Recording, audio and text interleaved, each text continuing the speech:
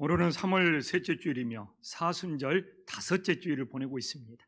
사순절은 다섯째 주일까지 있습니다. 다섯째 주일이 끝나면 이제 고난주간이 시작이 됩니다. 인생을 살면서 사람들이 받은 상처 중에 가장 큰 상처는 버림받은 상처라고 합니다. 오늘도 예배를 드리는 우리 성도님들 중에 누군가에게 버림받은 상처 때문에 그 고통에 힘들어하는 영혼이 있을 수 있습니다. 오늘 본문에 이스라엘 백성들이 바벨론에서 포로 생활을 하고 있는데, 이 바벨론 포로 생활보다 이스라엘 백성들을 더 힘들게 하는 것이 있었습니다. 그건 바벨론 포로 생활을 하면서 이스라엘 백성들이 우리는 하나님께 버림받았어 하면서 이 이스라엘 백성들이 포로 생활보다도 우리들이 하나님께 버림받았다는 이 상처 때문에 더 괴로워하고 있는 것이 오늘 본문의 내용입니다. 근데 이렇게 사람이요, 버림받은 상처가 있으면 정말 영적으로 침체하게 됩니다. 제가 주변에 이렇게 버림받은 상처가 있는 사람들을 보니까 어떤 분은 버림받은 상처 때문에 하나님을 아버지라고 못 부르는 분들도 있고, 또 어떤 사람들은 버림받은 상처가 자기 가슴을 너무 짓눌려서 기도할 때 말문이 안 트인다고 하는 그런 사람도 상담하거나 만난 적이 있었습니다.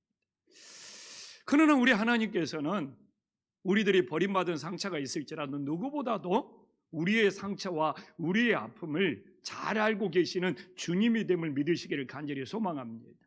그래서 버림받은 상처에 정말 괴로워하는 이스라엘 백성들에게 오늘 4절에 보면 하나님께서는 다시는 너희를 버림받은 자라 부르지 아니하며 하면서 하나님께서 치유의 말씀, 위로의 말씀을 주시고 계신 거예요.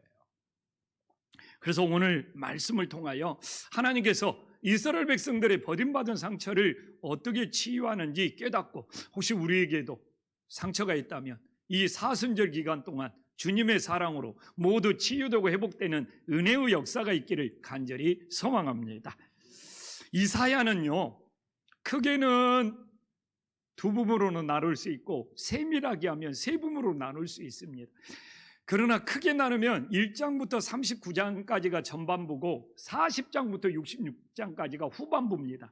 그런데 이렇게 40장부터 66장 후반부에는 바벨론의 포로 생활하는 이스라엘 백성들의 내용이 주로 나오고 있고요, 그들이 하나님께 버림받았다는 그 아픈 내용들이 나오고 있습니다. 그래서 이사야 49장 14절에 보더라도 어떻게 나와 있습니까?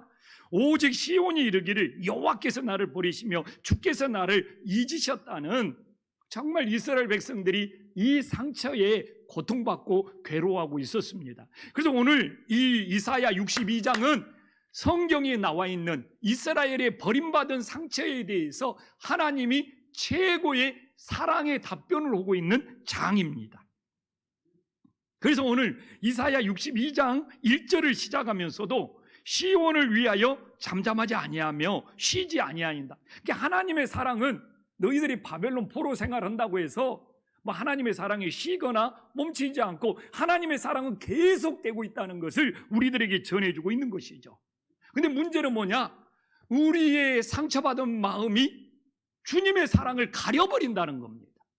그러니까 내 상처가 너무 크면 주변 사람들의 사랑이 느껴지지가 않고 정말 주님의 사랑을 볼 수 없는 영적인 소경이 되어버린다는 겁니다. 그래서 상처받은 사람에게 사랑을 전하는 것이 제일 힘들어요.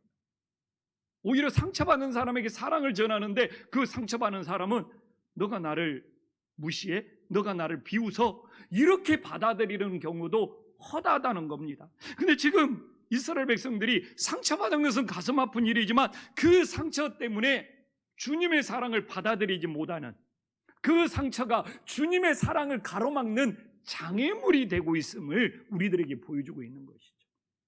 나도 혹시 내 인생의 상처 때문에 주변 사람들의 사랑을 느끼지 못하고 혹시 하나님의 사랑까지도 받아들이지 못하는 그런 운은 없는지 우리 자신을 오늘 말씀을 통하여 돌아볼 수 있기를 간절히 소망합니다.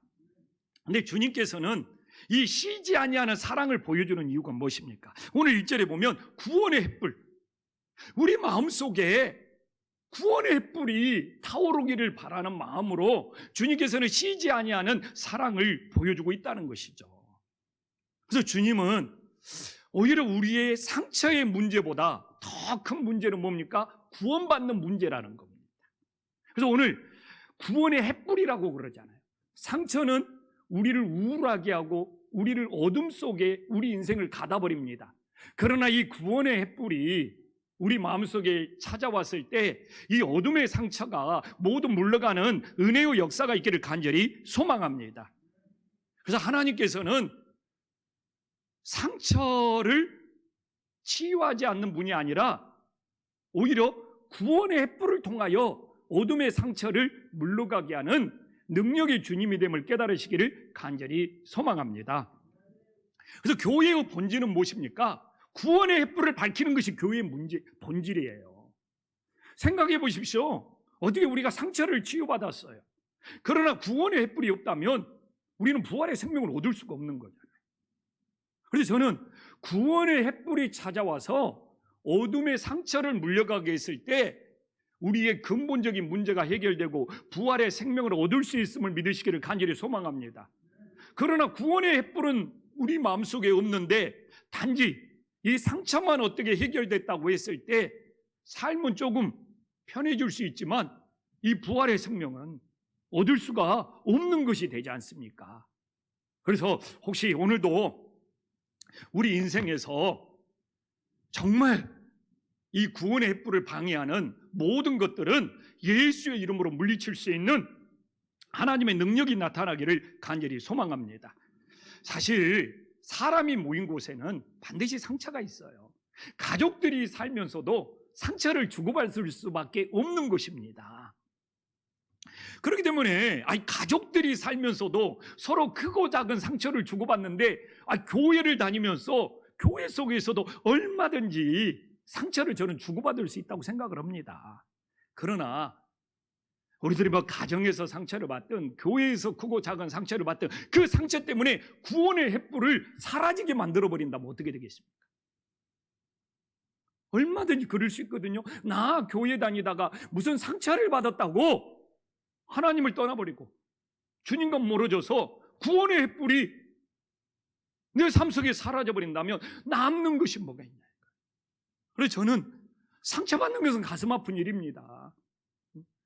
정말 부모와 자녀 사이에 또 형제 사이에 가족이 살면서도 얼마든지 상처를 주고받을 수 있고 교회에서도 얼마든지 사람이 모인 곳이라 상처가 있을 수밖에 없습니다. 그러나 그 상처가 구원의 횃불을 사라지게 만들어버리는 것이 아니라 오히려 구원의 횃불이 더 뜨겁게 타올라서 어둠의 상처를 물리치는 하나님의 능력이 나타날 수 있기를 간절히 소망합니다.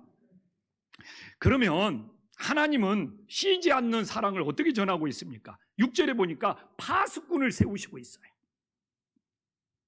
예루살렘이여 내가 너의 성벽에 파수꾼을 세우고 그들로 하여금 주야로 계속 잠잠하지 않게 하였느니라. 파수꾼은 성벽에서 보초 서면서 적들이 쳐들어오는가 이걸 파악하는 거잖아요. 근데 오늘 하나님이 세우신 이 신앙의 의미에서 파수꾼의 역할은 무엇입니까? 오늘 6절에 나와 있잖아요. 뭡니까? 너희 여호와로 기억하시게 하는 자들아. 쉬지 말고 하나님을 기억나게 하는 것이 진짜 파수꾼의 사명이 됨을 믿으시기를 간절히 소망합니다. 그래서 오늘도 내가 파수꾼의 설교자가 되려면 어떻게 해야 됩니까? 내 설교가 하나님이 기억나고 예수님이 기억나게 하는 설교가 파수꾼의 설교가 되는 거예요. 저는 제 목회의 스승은 이중표 목사님이죠. 내가 죽고 예수가 살아야 된다. 이 이중표 목사님. 근데 이렇게 부목사들이 설교하면 이중표 목사님이 제일 앞자리에서 설교를 들으면서 부목사님들 설교를 메모해 했습니다. 그래가지고 그 부목사 설교가 끝나면 모든 교육자들이 이 목양실로 다 모입니다. 10몇 명씩. 요 교육부서 교육전도사까지 싹 모입니다. 그리고 이중표 목사님한테 이제 훈계를 듣고 또 혼나요. 뭐냐? 너 설교를 들으면서 예수님이 생각이 안 났다. 너 설교를 들으면서 하나님이 기억나지 않았다. 네가 막 좋은 애야를 쓰고 엄청 막 은혜로운 이야기를 하는 것 같은데 오히려 딴 생각이 나게 하더라 하면서 얼마나 혼났는지 모릅니다. 근데 지금 생각해 보니까 우리 이증표 목사님이 너무 고마운 거예요. 목회를 하면 할수록 그래, 진짜 설교는 예수님이 생각나게 하는 설교, 예수님이 기억나게 하는 설교. 그래서 이 설교를 준비하면서도 이증표 목사님에 대한 감사가 그렇게 밀려오는 거예요. 그래서 오늘 우리 부모 세대들 책임을 느껴야 돼요. 자녀들에게 지금은 이렇게 부모 세대들의 말과 행동을 보면서 자녀들이 누가 생각이 나야 돼요? 예수님이 생각나야 되는 거예요. 예수님이 기억나야 되는 건데 부모와 자녀의 행동과 말이 예수님을 잊어버리게 만들어. 그러면서 어떻게 자녀 신앙교육을 시키겠다는 것입니까? 그래서 가정에서도 예수님을 기억나게 하고 예수님을 생각나게 나는 부모들이 파수꾼의 사명이 있어야 되는 거예요. 그래서 내 자녀들이 주님께로 돌아오지 못하고 있다면 내가 혹시 파수꾼의 사명을 소홀히 한 건 아닌가? 내 말과 행동에 예수님을 기억나게 하고 예수님을 생각나게 해야 되는데 그러지 못한 것은 없는가? 우리 자신을 돌아봐야죠. 이 시대에 교회의 사명은 무엇입니까? 예수님을 기억나게 하고 예수님을 생각나게 하는 거예요.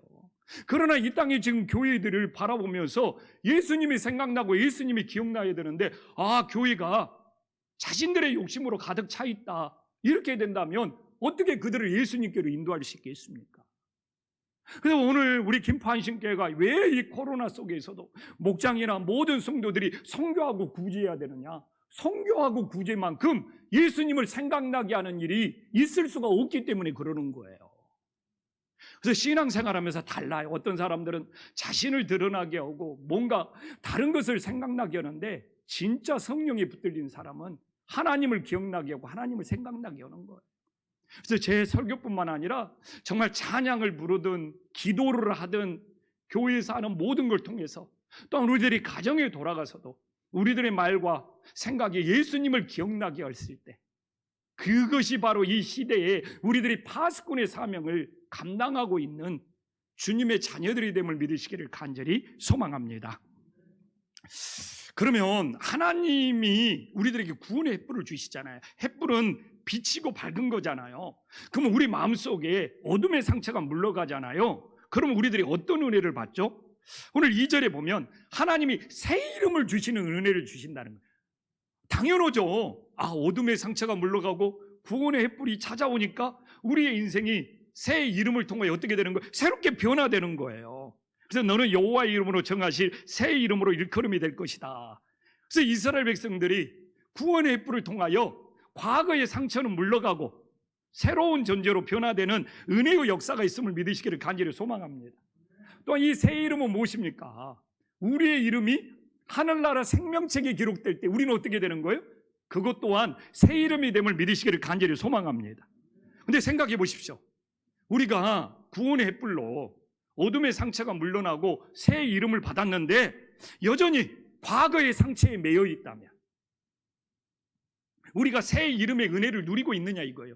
그러니까 성도님들이 자꾸 지나간 일, 몇 년 전의 일, 예전의 일, 그 상처를 자꾸 들추는 사람들이 있는 거예요. 그러나 우리가 구원의 횃불로 새 이름을 받았다면 과거의 상처는 물러나야 되는 거지 않습니까? 우리에게 치유와 회복의 역사가 일어나야 되지 않습니까? 그러니까 우리가 아직도 몇 년 전에 그 상처 가지고 자꾸 들추고 있다면 나는 구원의 횃불을 받고 새 이름으로 변화된 그 은혜를 누리고 있는지 우리 자신을 돌아봐야죠. 그래서 저는 그런 생각을 합니다. 우리는 새 이름을 받아서 이미 하늘나라 생명책에 우리들의 이름이 기록된 줄 믿습니다. 그러나 매주 나와서 한 주 동안 세상에서 받은 상처, 가정에서 받은 상처, 주일 예배드리면서 주님께 새 이름을 받고 우리들이 다시 한번 새롭게 변화됨으로 한 주의 모든 상처도 매주 사라지고 지나가는 은혜의 역사가 있기를 간절히 소망합니다. 왜? 주님의 구원의 횃불이 더 밝고 크기 때문에. 또한 우리들이 구원의 햇불이 찾아와서 어둠의 상처가 물러가면 어떻게 됩니까? 3절에 잘 나와 있잖아요. 하나님 손안에 있는 왕관이 된다는 거예요. 너는 또 여호와의 손에 아름다움과 내 하나님의 손에 왕관이 될 것이라. 근데 우리들이 하나님의 손안에 있을 때 가장 아름다운 인생이 되는 거예요. 그래서 좀 본문이 특별하지 않습니까? 머리에 쓰는 왕관이 아니라, 자기를 드러내는 왕관이 아니라 하나님의 손안에 있는 왕관. 그러니까 하나님의 손안에 있는 왕관은 뭡니까? 하나님의 손안에 있으면 하나님이 지켜주시고 보호해 준다는 거잖아요. 이스라엘 백성들을 지금 바벨론 포로 생활하면서 하나님이 버려버리는 것이 아니라, 오늘 3절에 하나님의 손의 왕관을 보면 하나님께서 너희를 지키시고 보호하시고 돌보시고 있다는 거잖아요. 이게 하나님의 손바닥에서 우리가 떠나면 안 되는 거잖아요. 또한 우리가 하나님의 손 안에 있으면 어떻게 돼요? 하나님께 순종할 수밖에 없는 거예요. 하나님의 손에 따라 움직이면서 하나님의 뜻을 따를 수밖에 없는 거예요. 그래서 하나님의 손 안에 있으면 가장 아름다운 인생이다. 하나님이 보호하고 지켜주실 뿐만 아니라 하나님이 손에 움직이는 대로 순종할 수 있는 은혜로운 인생이 되는 거죠. 그래서 이스라엘 백성들은 버림받은 것이 아니라 혹시 내가 하나님의 손에서 벗어나 있는 것은 아닌가, 이걸 돌아봐야죠. 오늘도 예배를 드리면서 우리 가정은, 우리의 삶은 하나님의 손 안에 있는 인생인지, 하나님의 손 안에서 벗어나 있는 인생인지를 돌아보면서 우리들이 예배하면서 하나님의 손 안으로 들어와서 가장 아름다운 인생이 될 수 있기를 주님의 이름으로 간절히 축원합니다. 그래서 이스라엘 백성들은 빨리 버림받은 상태에서 벗어나야 돼요. 그래서 오늘 이 62장이 12절로 되어 있잖아요. 마지막 제일 결론이 무엇입니까? 12절에 나와 있잖아요. 뭡니까? 버림받지 않는 성읍이라는 거예요. 버림받지 않는 성읍이라는 것을 확증하면서 마무리하고 있는 거예요. 그러면 버림받지 않는 성읍이라는 세 가지 증거를 12절에서 제시하고 있잖아요. 첫 번째 증거는 무엇입니까? 거룩한 백성이라는 거예요. 12절에 보면 거룩한 백성. 이사야에 거룩이라는 단어가 몇 번 나온지 압니까? 제가 씌워봤어요. 58번이 나옵니다. 쉬운 8번이 나옵니다. 근데 제가 일일이 세웠기 때문에 한두 개가 틀릴 수도 있어. 근데 제가 한 4, 5번을 씌워본 것 같아요. 근데 한 5번을 씌워보는데 58번을 3번 맞췄어요. 한 번은 56번이 나오고 한 번은 57번이 나오는데 58번이 3번 내가 쉬면서, 그래서 58번으로 보자. 대단한 거 아닙니까? 이사야가 66장이 있는데 58번이 나오는 것이 대단한 거 아닙니까? 왜 그렇습니까? 하나님은 거룩하시기 때문에 우리가 거룩을 해보게 해야지, 하나님과 코드가 맞아서 우리의 인생이 살아날 수 있고 우리의 인생이 회복될 수 있다는 거예요. 그러면 하나님은 거룩하신데 우리가 어떻게 거룩해 줄 수 있습니까? 율법을 지켜야 됩니까? 종교적인 의무를 해야 됩니까? 뭐 규칙에 따라서 뭐 해야 됩니까? 근데 오늘날도 뭐 규칙을 지켜야 된다, 뭐 종교적인 의무를 해야 된다, 뭐 무엇을 지켜야 된다, 행해야, 이런 것이 어린아이 신앙 때는 가능합니다. 이게 초보적인 신앙, 어린아이 신앙. 그러나 중요한 것은 우리들이 거룩해지기 위해서는 가장 필요한 것이 뭡니까? 하나님의 사랑을 알아야 돼요. 하나님의 사랑으로 거룩해질 수 있어요. 예를 들어볼게요. 다른 여자들이 나를 유혹합니다. 막 적극적으로 나를 유혹해요. 그 유혹을 어떻게 물리칠 수 있습니까? 뭐 제가 그런 유혹은 당해본 적이 없어요. 예를 들면 뭡니까? 우리 아내를 사랑하기 때문에 물리치는 거죠. 우리 이수정을 사랑하기 때문에 다른 여자의 유혹을 물리치고 이겨낼 수 있는 것이죠. 우리 가족들을 사랑하기 때문에 내 가정을 지키기 위해서 세상의 유혹을 물리치고 이겨내는 거 아닙니까? 거기에 뭐 규칙에 따라서, 뭐 율법에 따라서, 무슨 의무에 따라서, 그건 아니지 않습니까? 내가 가족에 대한 사랑이 크고 내 아내에 대한 사랑이 크면 세상에 어떤 유혹이 올지라도 그 유혹을 이겨내고 물리칠 수 있는 것이죠. 저는 하나님하고도 똑같다고 생각을 합니다. 내가 주님의 사랑을 알면 세상에 어떤 죄가 유혹을 할지라도 그 사랑으로 그 죄악을 물리치고 거룩해지는 은혜의 역사가 있음을 믿으시기를 간절히 소망합니다. 그래서 주님의 진짜 사랑은 유혹을 이기고 죄악을 이길 수 있는 거예요. 그게 주님의 주시는 진짜 사랑이에요. 내가 우리 아내를 진짜 사랑하면 앞으로도 어떤 대상이 나를 유혹할지라도 그 유혹을 이겨낼 수 있는 것이죠. 그래서 많은 사람들이 거룩해지기 위해서 무슨 규칙이나 무슨 법이나 무슨 절차, 이건 필요해요. 이건 어린아이 신앙입니다. 그러나 장성한 신앙은 사랑의 힘으로 유혹과 제약을 물리치고 거룩해지는 하나님의 은혜가 있음을 믿으시기를 간절히 소망합니다. 또한 버림받지 않았다는 또 증거는 뭡니까? 12절에 하나님의 구속하신 자가 되었다는, 구속이라는 건 뭡니까? 하나님이 자신의 소유를 삼았다는 거예요. 그래서 제가 이사야의 구속도 몇 번 나왔는지 시어봤습니다. 한번 5번 이상 시어보니까 25번이 나오는 거예요. 근데 이것도 내가 일일이 시었기 때문에 오차가 있을 수 있어요. 아니, 내가 시어보니까 26번입니다. 그러면 그분이 맞을 수도 있어요. 이거 수작업으로 내가 신 것이기 때문에 25번이 나와요. 그러면 한번 쉬다 보니까 이 거룩과 구속이 한 절에 동시에 나온 적도 있더라고요. 그게 몇 번인지 압니까? 7번 나와요. 7번. 근데 이것도 오차가 있을 수 있어요. 다 수작업이었기 때문에. 근데 이 구속이라는 것은 하나님 것으로 삼았다는 거예요. 하나님의 소유로 삼았다는 거예요. 그러니까 내가 버림받았어. 여기에 대해서 너희를 사랑한다는 최고의 증거는 뭡니까? 구속이에요.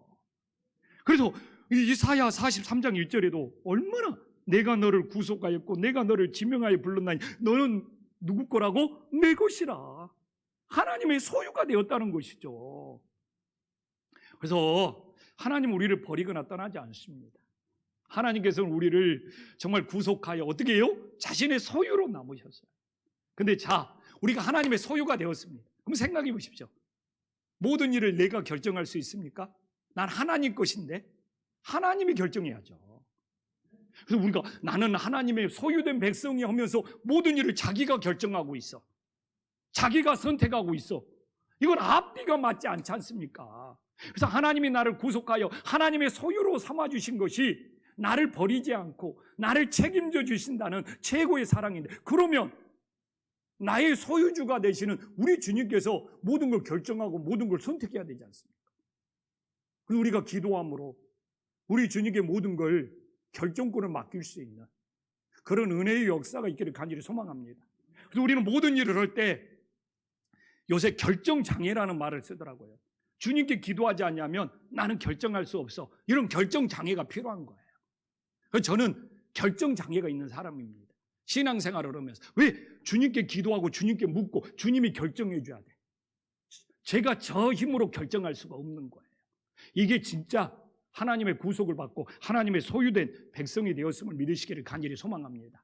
또 버림받지 않았다는 증거는 뭡니까? 하나 더 남았잖아요. 12절에 다시 찾은 자가 되었다. 그래서 오늘 본문은 바벨론에서 포로 생활하는 이스라엘 백성을 하나님이 찾은 것처럼 보잖아요. 그러나 이사야 전체를 보면 하나님은 포로 생활할 때도 이스라엘 백성들을 변함없이 사랑하고 계셨어요. 그래서 오히려 하나님이 그들을 다시 찾았다는 것보다는 이스라엘 백성들이 하나님의 사랑을 알고 하나님을 다시 찾았다는 말이 맞는 거예요. 그래서 오늘도 하나님이 나를 버렸어, 하나님이 나를 떠났어가 아니라 오히려 내가 하나님의 사랑을 모르고 하나님을 떠날 수가 있는 거예요. 그래서 그 증거로 하나님이 우리를 버리지 않았다는 증거로 이사야 49장 보면 놀라. 정말 이건 함께 읽어보겠습니다. 이사야 49장 15절에서 16절 우리 함께 읽겠습니다. 시작. 여인이 어찌 그 젖먹는 자식을 잊겠으며 자기 태에서 난 아들을 긍휼히 여기지 않겠느냐. 그들은 혹시 잊을지라도 나는 너를 잊지 아니할 것이라. 내가 너를 내 손바닥에 새겼고 너는 성벽이 항상 내 앞. 야, 하나님께서 부모의 사랑보다 더 크다는 거 아니에요. 요새 그냥 TV 보면 놀리지 않습니까? 그냥 이 부모가 그냥 어린애를 그냥 어떻게 죽이는 일들, 버리는 일들이 나와서 그렇지만 성경은 혹시 부모가 너희를 잊을지라도 하나님은 너희를 잊지 않겠다. 그리고 생각해 보십시오. 손바닥에 새겼지 않습니까? 절대로 잊어먹을 수 없다는 거예요. 그렇기 때문에 하나님이 이스라엘 백성을 버린 것이 아니라 이스라엘 백성들이 하나님을 잊어버리고 떠난 거예요. 그래서 오늘날도 정말 우리들이 하나님의 사랑을 떠나는 우울을 범하지 않기를 간절히 소망합니다. 그럼 오늘 말씀 결론 내려야죠. 하나님께서 이스라엘 백성들을 헵시바라 부르고 있고 뿔라라고 부르고 있습니다. 왜 헵시바라고 부르고 왜 뿔라라고 부르는지를 통하여 오늘 말씀을 마무리하기를 소망합니다. 그래서 오늘 4절에 보면 헵시바의 의미는 그냥 설명이 나왔어요. 어떻게 나왔어요? 헵시바, 뿔라 해놓고 헵시바에 대한 설명이 어떻게 나옵니까? 여호와께서 너를 기뻐하실 것이며. 바벨론에서 포로 생활한다고 이스라엘을 무시하는 것이 아니라 어떻게 기쁨의 존재로 바라본다는 거예요. 아멘. 그러면 어떻게 바벨론에서 포로 생활하는 이스라엘 백성들을 이렇게 기쁨의 존재로 바라볼 수 있습니까? 사랑하기 때문에. 지금 계속 하나님이 사랑한다는 이야기를 지금 제가 해왔습니다. 사랑하기 때문에. 근데 제가 할아버지, 할머니가 되신 우리 교회 권사님, 장로님들한테 제일 많이 듣는 이야기가 뭔지 압니까?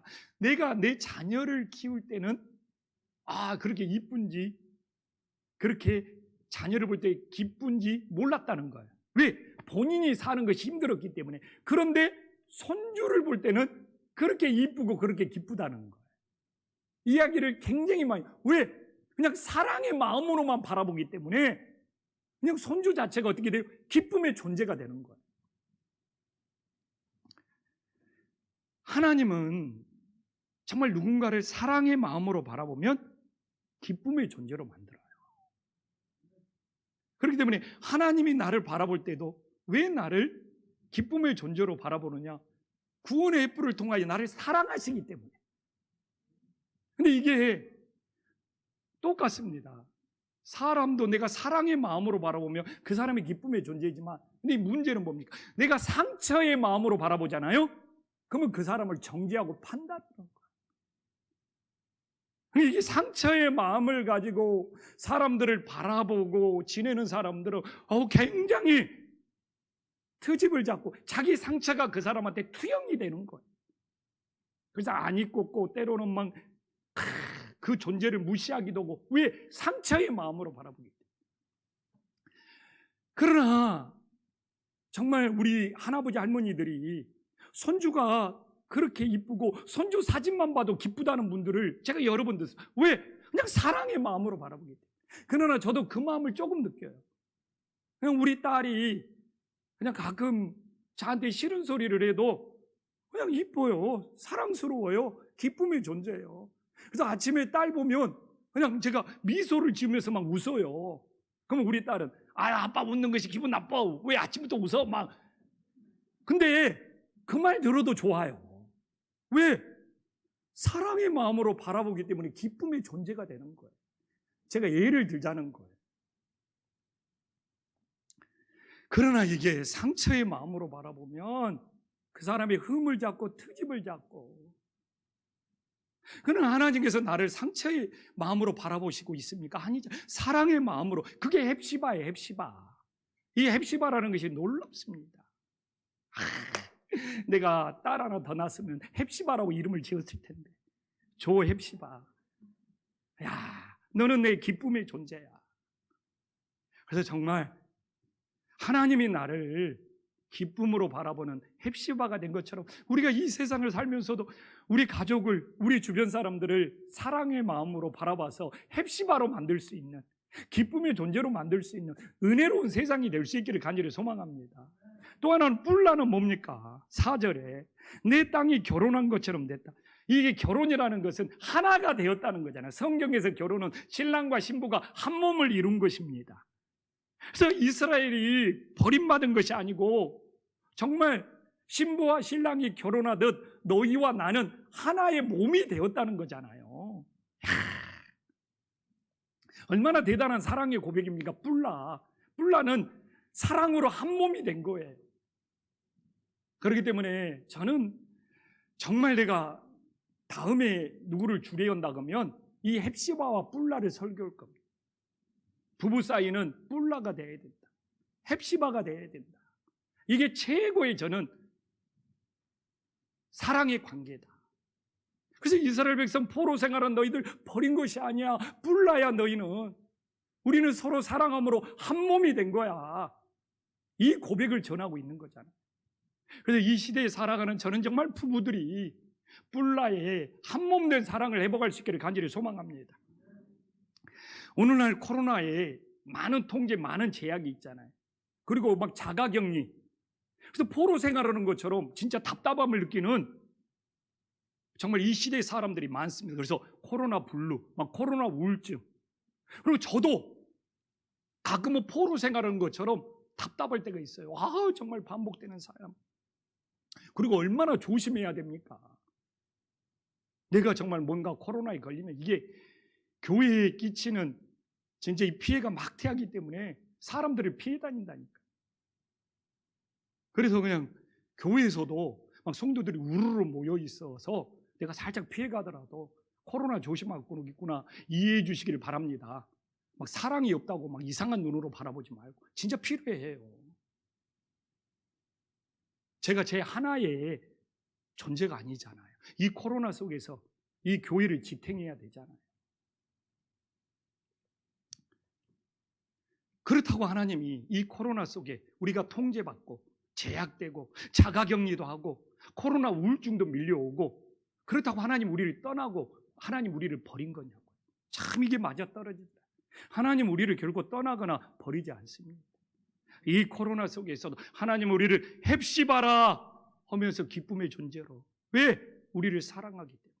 또한 뿔나라 너와 내가 하나라는 이 사랑의 고백으로 앞으로 이 끝날 것 같지만 끝나지 않는 코로나 속에서도 모든 걸 이겨낼 수 있는 주님의 자녀들이 될 수 있기를 간절히 소망합니다. 기도하겠습니다.